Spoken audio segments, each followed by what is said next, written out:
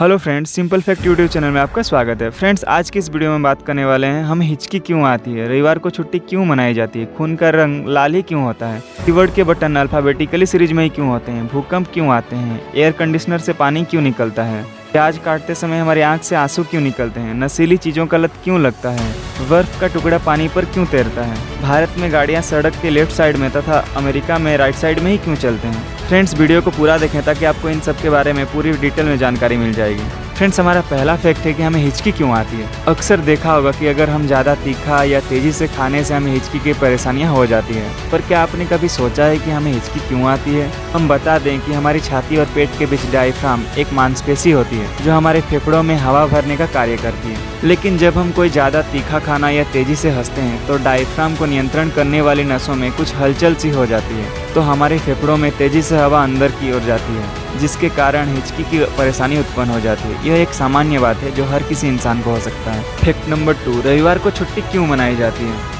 दरअसल आधिकारिक रूप से 10 जून 1890 को रविवार को छुट्टी के रूप में स्वीकार किया गया था। अंग्रेजों के हुकूमत के समय मिल मजदूरों को सप्ताह में 7 दिन काम करना पड़ता था, तो मजदूरों के नेता नारायण मेघाजी लोखंडे ने मजदूरों के लिए सप्ताह में 1 दिन छुट्टी की मांग की। शुरुआत में अंग्रेजों ने इस प्रस्ताव को मानने से इनकार कर दिया और 7 साल लड़ाई के बाद अंग्रेजी हुकूमत मजदूरों को हफ्ते में 1 दिन छुट्टी देने को राजी हो गई और साथ ही दोपहर को आधे घंटे की भोजन करने की छुट्टी भी मिल गई, क्योंकि सप्ताह का आखिरी दिन रविवार होता है और साथ ही रविवार ईसाइयों के लिए गिरजाघर जाकर प्रार्थना करने का दिन होता है, इसीलिए रविवार के दिन छुट्टी का दिन माना गया।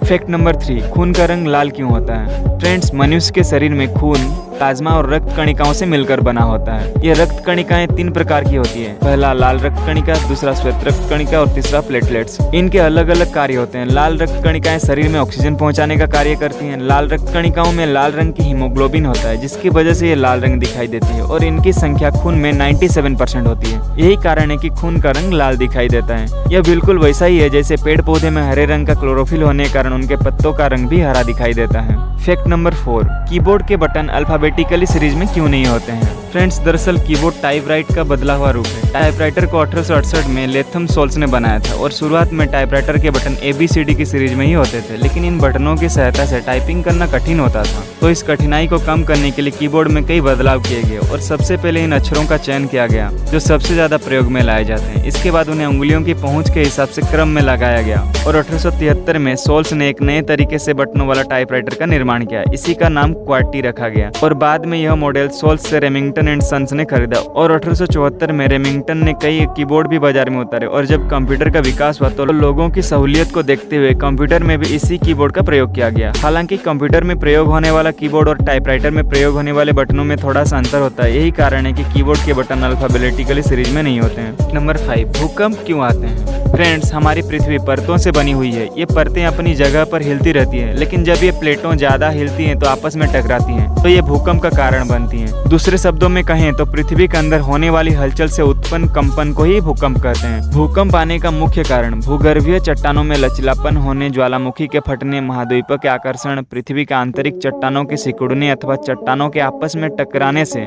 उस क्षेत्र विशेष की भूमि में कंपन उत्पन्न होना होता है, जिसे भूकंप कहते हैं। फैक्ट नंबर 6, एयर कंडीशनर से पानी क्यों निकलता है? फ्रेंड्स, दरअसल एयर कंडीशनर से पानी निकलने की क्रिया को आप ऐसे समझ सकते हैं। जब हम किसी ग्लास में ठंडा पानी भरकर रख देते हैं तो ग्लास के ऊपर पानी की बूंदें जम जाती है और कुछ समय के बाद यही बूंदें पानी के रूप में ग्लास के नीचे इकट्ठा हो जाती है। ऐसे ही जब एयर कंडीशनर चलता है तो उसमें उत्पन्न गैस उसमें लगी पाइपों से गुजरती है और उन पाइपों के ऊपर पानी की बूंदें जमा हो जाती है और यही बूंदें बाहर के गर्म वातावरण के संपर्क में आकर पानी का रूप ले लेती हैं और यही पानी एयर कंडीशनर से बाहर निकलती है। यही कारण है कि एयर कंडीशनर से पानी निकलता है। फैक्ट नंबर 7, प्याज काटते समय हमारी आंखों से आंसू क्यों निकलते हैं? प्याज काटते समय अक्सर आंखों में जलन होती है और आंसू निकल आते हैं, जिसका कारण होता है प्याज में पाया जाने वाला एक रसायन है जिसका नाम है साइन प्रोपेंथियल एस ऑक्साइड। यह हमारी आंखों की लेक्रिमल ग्लैंड को उत्तेजित कर देता है, जिससे आंखों से आंसू बहने लगती है और आंख में जलन होने लगती है। फैक्ट नंबर 8, नशीली चीजों का लत क्यों लगता है?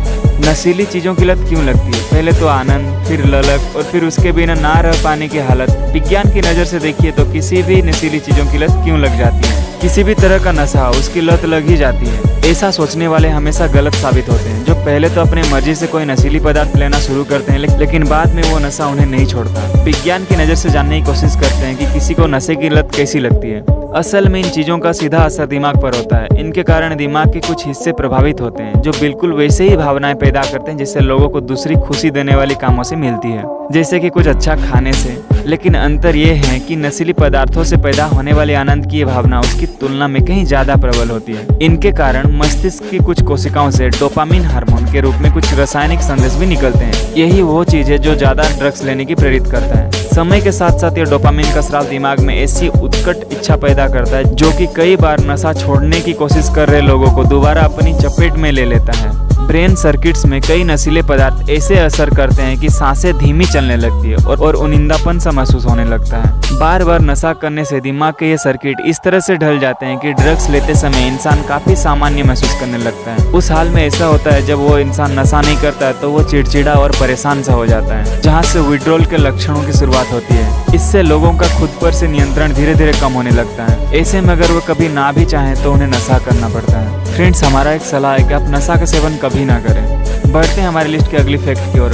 फैक्ट नंबर 9, बर्फ का टुकड़ा पानी पर क्यों तैरता है। फ्रेंड्स, आर्किमिडीज सिद्धांत के अनुसार कोई चीज पानी पर तब तैरती है जब वो अपने वजन के बराबर पानी हटा देती है। लेकिन आपको जानकर आश्चर्य होगा कि बर्फ पानी से हल्की होती है। इसे दूसरे शब्दों में यह भी कह सकते हैं कि जमने के बाद बर्फ ज्यादा जगह घेरती है, जिस कारण उसका बर्फ का घनत्व पानी के घनत्व से कम होता है, और यही वजह है कि बर्फ पानी पर तैरती है।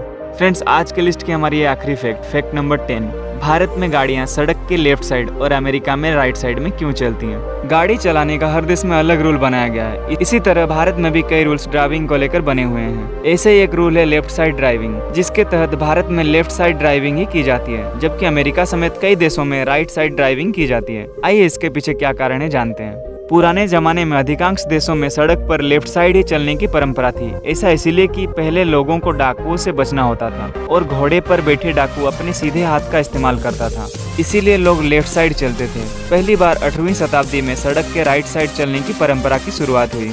वर्तमान में पूरी दुनिया में कुल 163 देशों में सड़क पर लेफ्ट साइड गाड़ी चलाई जाती है और 76 देशों में राइट साइड चलने का नियम पालन किया जाता है। 17वीं शताब्दी के अंत तक लगभग सभी पश्चिमी देशों में सड़क पर लेफ्ट साइड चलने का नियम का अनुसरण किया गया। इसके बाद 18वीं शताब्दी में संयुक्त राज्य अमेरिका में टीमस्टर्स की शुरुआत हुई थी। यह एक बड़ा वैगन होता था जिसे घोड़ों की एक टीम खींचती थी। इन वैगनों पर ड्राइवरों के लिए बैठने हेतु सीट नहीं थे, अतः ड्राइवर सबसे लेफ्ट घोड़े पर बैठता था और राइट हैंड से चाबुक के द्वारा घोड़े को नियंत्रित करता था। लेकिन इसके कारण अमेरिकी लोगों को सड़क पर लेफ्ट की ओर चलने के नियमों में बदलाव करना पड़ा और वे सड़क पर राइट साइड की ओर चलने का नियम का अनुसरण करने लगे।